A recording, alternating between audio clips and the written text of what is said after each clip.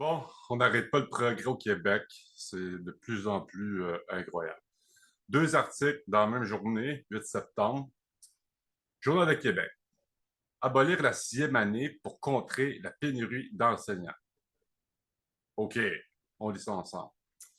Cette avenue mérite d'être envisagée selon des experts et des intervenants du réseau scolaire. Nos fameux experts au Québec, des fois, eux autres, je me demande s'ils ont seulement une sixième année. Ça paraît pas trop avec des idées de moi. Faut-il aller jusqu'à raccourcir le parcours scolaire d'un an en abolissant la sixième année ou la première secondaire pour contrer la pénurie d'enseignants? Cette solution audacieuse proposée par une ex-directrice d'école gagne des adeptes. Yolande Brunel, qui a aussi été superviseur de stage à l'UQAM, estime que le temps est venu de réfléchir à cette avenue considérant la gravité de la situation. Même si elle peut paraître dérangeante à première vue, cette solution permettrait de régler plusieurs enjeux tout en améliorant la réussite des élèves, affirme-t-elle. Lorsqu'on compare le Québec à d'autres systèmes éducatifs, dont la France et d'autres provinces canadiennes, on constate d'abord que les élèves québécois restent une année de plus sur les bancs d'école avant d'entrer à l'université. Avec l'arrivée de la maternelle de 4 ans, c'est déjà là. On ne peut pas attendre 6 ans, 7 ans avant la maternelle, peut-être, là, tu sais. 4 ans. Et la pénurie, il devient tout à fait pertinent de s'interroger sur la durée du parcours scolaire québécois, indique Mme Brunel. Abolir la sixième année en répartissant les apprentissages en cinquième année. Oui, c'est sûr, on va tout condenser, cinquième année et sixième année en même temps. Ça va être fantastique. En cinquième année et en première secondaire permettrait d'abord de libérer environ 3500 enseignants qui pourraient assurer une éducation de qualité et intervenir plus intensivement auprès des élèves en difficulté. Dès le début du primaire, davantage de professionnels seraient aussi disponibles pour intervenir auprès de ces jeunes. On augmente la quantité d'enseignants, mais on ne le fait pas au détriment de la qualité de l'enseignement. Au contraire, ça permettrait de rendre le parcours scolaire plus efficace et motivant pour les élèves tout en réglant plusieurs enjeux reliés au manque de locaux, affirme Mme Brunel. En tout cas, on continue encore un peu. Le ministre de l'Éducation, Bernard Drinville, devrait l'envisager sérieusement, affirme-t-il. Je ne vois pas pourquoi les jeunes au Québec devraient faire une année de scolarité de plus avant d'entrer à l'université, lance M. Maltais. À l'Association montréalaise de direction d'établissements scolaires, on considère aussi qu'il s'agit d'une idée intéressante et audacieuse qui mérite d'être analysée dans le cadre d'une réflexion en profondeur. Sa présidente Kathleen Legault estime qu'il faut d'abord envisager cette avenue du point de vue de l'élève en se demandant si ceux de sixième année ont encore leur place dans une école primaire. Les jeunes ont beaucoup changé au cours des 20-30 dernières années et aujourd'hui, peut-être que l'encadrement des écoles primaires ne convient plus aux élèves de sixième année. Souvent, ça les démotive, dit-elle. Cette solution à la pénurie permet par ailleurs de ne pas baisser les attentes par rapport à la qualité de la formation des enseignants. Une avenue mise de l'avant par le ministre Drainville qui inquiète beaucoup M. Legault. De son côté, Yolande Brunel considère qu'il est tout à fait possible d'arriver à mettre ces changements en place assez rapidement. Quand la volonté politique est là, tout se fait, lance-t-elle. Bon, fait que là, un petit peu, en gros, c'est comme on va abolir la sixième année, mais mettons, on va faire un secondaire 6. Parce que là, en abolissant la sixième année, ben, les jeunes rentreraient plus vite au secondaire, parce que semblerait-il qu'il n'y a pas de pénurie au secondaire pour les professeurs. Fait qu'ils vont arriver là une année plus vite, mais ils n'auront pas de problème parce qu'il y en a plein de professeurs secondaires. Il n'en manque pas. T'sais? Fait que là, ça fait depuis je sais pas combien de décennies d'années qu'il y a toujours une sixième année, mais là, on est plus de profs, on sait plus quoi faire. Fait qu'on finalement, les jeunes n'ont pas tellement besoin de ça, une sixième année, t'sais. On va plus condenser ça peut-être sur une cinquième année, puis ben, au pire, ils font un secondaire 6, quelque chose du genre.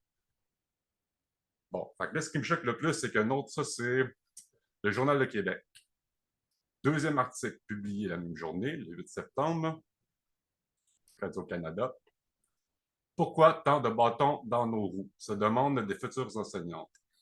Les étudiantes inscrites à un programme court en enseignement dit qualifiant déplorent que le chemin vers le brevet soit aussi éprouvant, alors que le ministre de l'Éducation, Bernard Drinville, les incite fortement à aller se qualifier.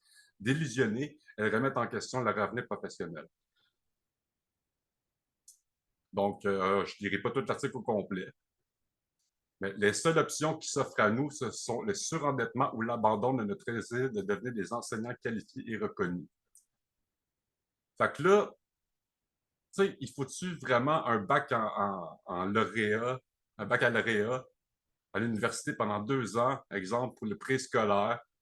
Euh, tu sais, il faut avoir quand même un baccalauréat reconnu, spécialisé pour ceux qui veulent enseigner au secondaire. Ça, je peux comprendre.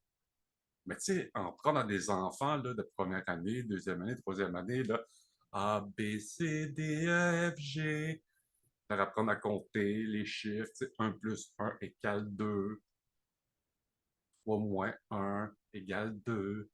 C'est sûr qu'il faut vraiment aller 2 ans à l'université pour ça. C'est très, très, très, très, très, très, très important pour apprendre l'alphabet et les chiffres et les valeurs simples de la vie, par exemple. Pour aller 2 ans à l'université, c'est bien important. On nous avait promis une conciliation travail-études flexible, ce qui n'était pas le cas. Fait que là, comme ils parlent que les stages ne sont pas rémunérés, que là, en fait, c'est de plus en plus compliqué. Puis le message qu'on entend, c'est qu'on a tellement besoin de nous. D'accord, je suis là pour aider, mais finalement, comme on dit, c'est arrange-toi et puis endette-toi. Là, premièrement, là, ça semble tellement débile la pénurie d'enseignants, là, ben, ça devrait être gratuit, hostie, de former des professeurs. 2 ans d'université, baccalauréat pour étudier au secondaire, je pourrais comprendre. Mais comme je vous dis, là, c'est-tu vraiment nécessaire de faire 2 ans d'université et de payer je sais pas combien, 15-20 000, je sais pas les coûts, là, mais de s'endetter pendant des années? Puis, il y en a, là, sont là, les étudiants, là.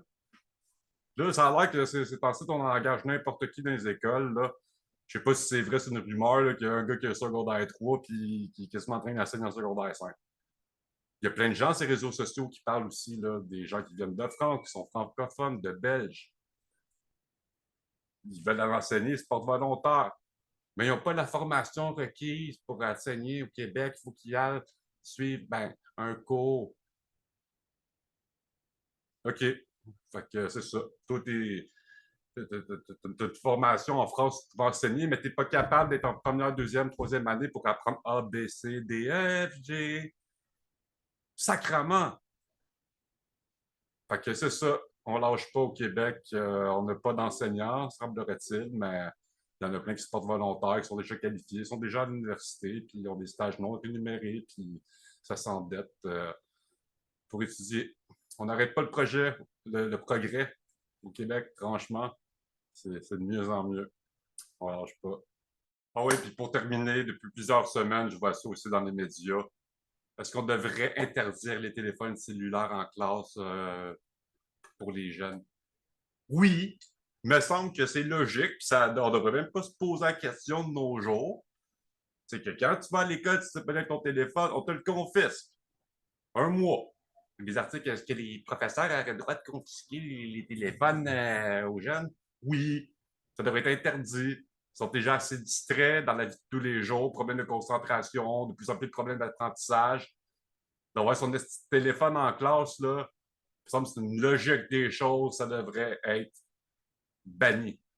Mais non, on en parle depuis des semaines, on devrait faire ça, on devrait faire ça. Fait que c'est ça, c'était ma montée de lait d'aujourd'hui. Bonne journée tout le monde.